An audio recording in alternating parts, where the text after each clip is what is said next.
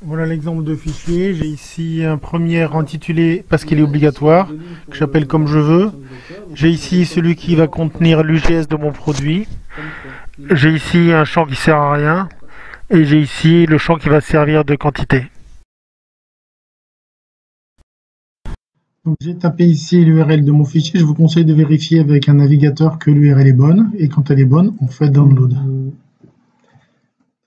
Ici, je lui dis de taper dans des articles existants, c'est des mises à jour de quantité. Je lui dis d'aller dans la table WooCommerce Product. C'est bien un OPH 3001, voilà. Avec le studio. A priori, j'ai plus trop le choix, donc je dis continue. Et là, qu'est-ce qu'il fait? Il me propose un écran qui me propose de faire une jolie fiche avec un titre et tout ça. Apparemment, on s'en moque un peu. Je vais dans la section WooCommerce.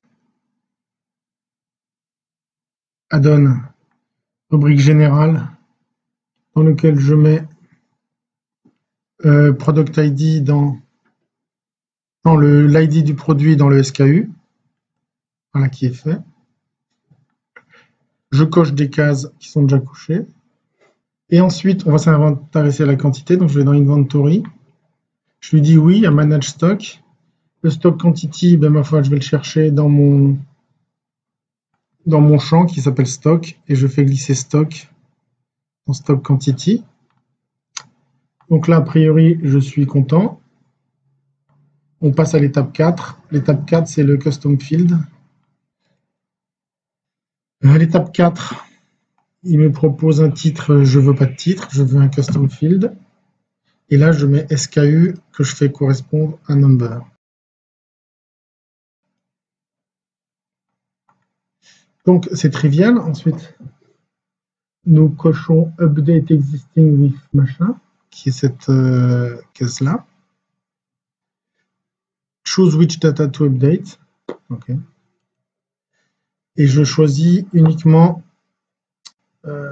Custom Field and Select All. Donc, je choisis uniquement Custom Field ici. Et je prends Update Only, Custom Field, Leave the rest alone. Voilà. Et les Custom Fields, je les choisis. Custom Field, c'est Stock à la lettre S, ici, que j'update avec Manage Stock. Là.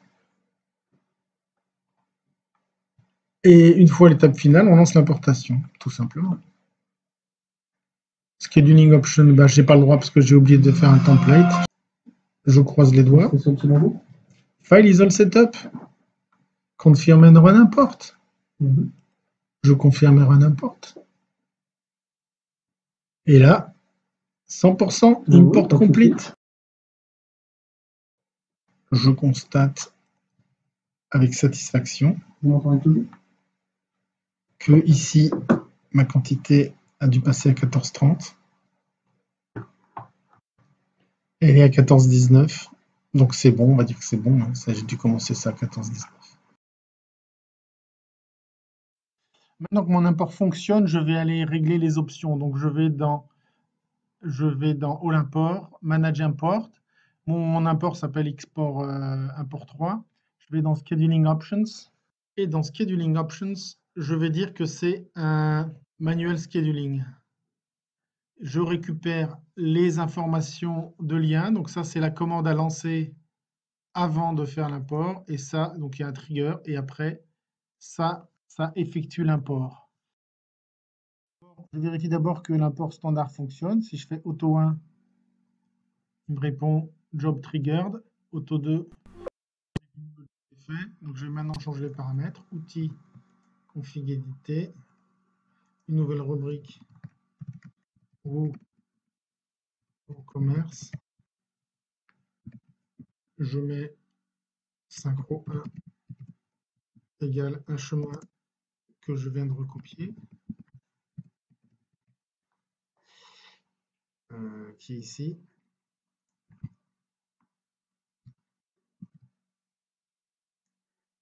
Voilà. Synchro 2, égale le deuxième chemin.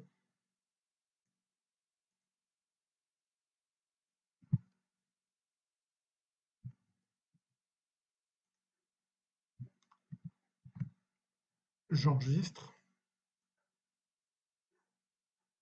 Là, j'ai rien à faire dans mon truc, dans mon commerce. Je réinitialise, bien sûr.